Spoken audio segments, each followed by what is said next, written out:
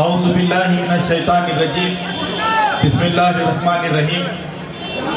आज इस इंतखाबी जलसे के मौके पर डाइस पे तशरीफ़ फरमा हैदराबाद के MLC रियाजुल हसन आफंदी साहब,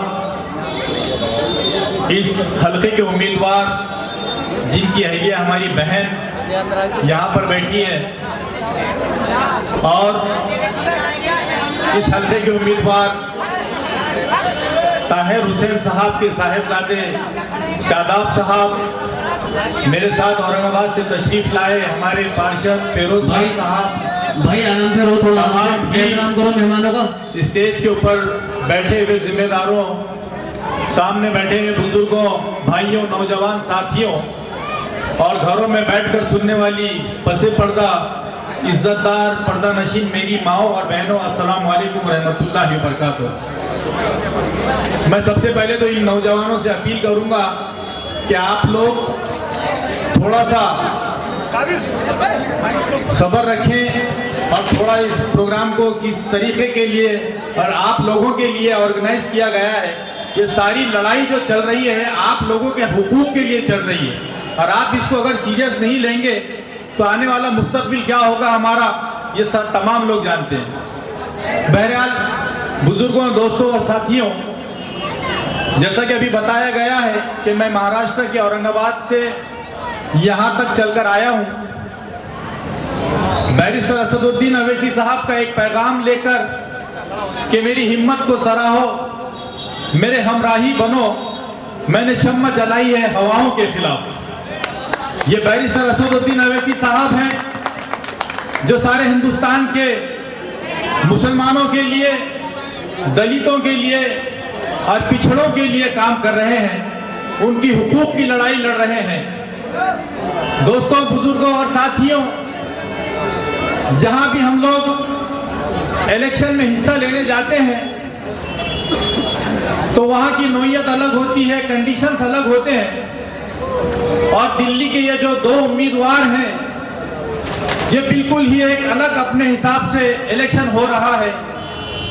क्योंकि हम जब भी इलेक्शन में जाते हैं तो वोट ये मांगकर लेते हैं, ये कहते हैं, लोगों से अपील करते हैं कि आप फला साहब को वोट इसलिए दीजिए कि ये चुनकर आने के बाद में आपका ये काम करेंगे, आपकी बस्ती की हालत को बदलेंगे, स्कूल्स, हॉस्पिटल्स और दूसरी जो जरूरियात की जिंदगी की चीजें हैं उसके ऊपर ये काम करेंगे। लेकिन उन सब से हटकर ये दिल्ली का इलेक्शन इसलिए है कि आज ये उम्मीदवार जो ताहिर हुसैन साहब हैं, लोग तो कह रहे हैं कि वो जेल में है, लेकिन मैं जब से दिल्ली आया हूं देख रहा हूं कि आपके दिलों के अंदर है, जेल में नहीं है।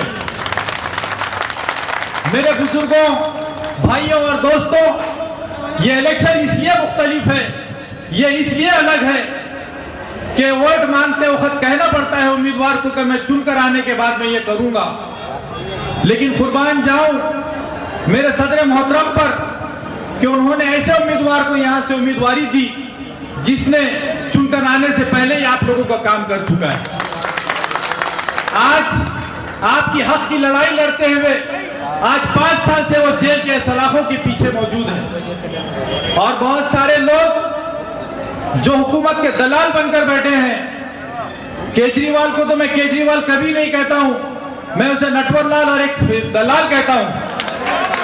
क्योंकि ऐ केजरीवाल, तू कितने भी कपड़े पहन ले, लेकिन तेरी खाकी चड्डी सबको नजर आती है और हमें नजर आएगी इंशाअल्लाह, क्योंकि हम अंधे नहीं हैं। दोस्तों, यही केजरीवाल जिसके इतने लंबे लंबे किस्से भी यहां पर सुनाए गए कि उसने किस तरह यहां पर कहा और वहां पर भी कहा था कि अगर शाहीन बाग आपसे नहीं हटता है तो दिल्ली की पुलिस मुझे 2 घंटे के लिए दीजिए, मैं शाहीन बाग को उखाड़ कर फेंकूंगा। ये केजरीवाल है, ये दलाल है। ऐसे लोगों के दलाली करने के लिए कुछ दलाल हमारे बीच में भी मौजूद हैं। ऐसा लगता है कि सेक्युलरिज्म का ठेका सिर्फ इन्हीं लोगों ने लेकर रखा है, और सेक्युलरिज्म सिर्फ मुसलमानों के लिए है। हम ये कहते हैं कि अगर आपके अंदर हिम्मत है तो यहाँ के मौजूदा विधायक या अमानतुल्लाह हो, इन दोनों को ऐसे इलाकों से खड़े करो। अगर आपकी पार्टी वाकई में सेकुलर है, जहां हमारे हिंदू भाइयों की तादाद ज्यादा है, मुसलमान कम है, तो वहां से चुनकर इन दोनों को लेकर आना, तो जब मानेंगे कि आपकी पार्टी सेकुलर है। हमारे ही वोटों से चुनकर आना और हमारे ही ऊपर जुल्म करना, क्या हालात बना दिए हमारे वो बस्तियों की इन्होंने। दोस्तों, मजलिस इत्तेहादुल मुस्लिमीन हर वक्त अपने हुकूक की लड़ाई के लिए मुल्क भर में कहीं पर भी हो, वो अपनी लड़ाई लड़ना जानती है। आपने देखा होगा कि हम जिस महाराष्ट्र से आते हैं वहां पर भी ऐसा ही माहौल था। 40 साल से किसी खासदार मुसलमान को किसी ने चुनकर नहीं दिया था। कहते थे कि हमारे पास तो इतने वोट है, हम चुनकर आ ही नहीं सकते। लेकिन अल्लाह ने कहा कि आप लोग सोचो तो सही, आप लोग एक कदम बढ़ो, मैं 10 कदम आपके तरफ बढ़ने वालों में से हूं। हमने हिम्मत किया और इम्तियाज जलील साहब को मेंबर ऑफ पार्लियामेंट महाराष्ट्र से जो है तो चुनकर लेकर आए। 40 साल के बाद में हमारे को ये हिम्मत मिली थी साहब। मैं आप लोगों से यही अपील करने आया हूं कि हमने जिस तरह बंबई में आपने देखा होगा कि कुछ महीनों पहले हमारे नबी की शान में गुस्ताखी की गई थी, तो हमने उसका एहतजाज दर्ज करवाने के लिए जब आवाज लगाई कि हम एक लॉन्ग मार्च करेंगे, हमारा एहतजाज दर्ज कराएंगे और मुंबई तक हम लोग जो है तो काफिला लेकर जाएंगे। हुकूमत में कोई ऐसा नहीं बैठा था, किसी की मां ने नहीं जनी थी कि वो हमारे काफिले को रोक कर बताए।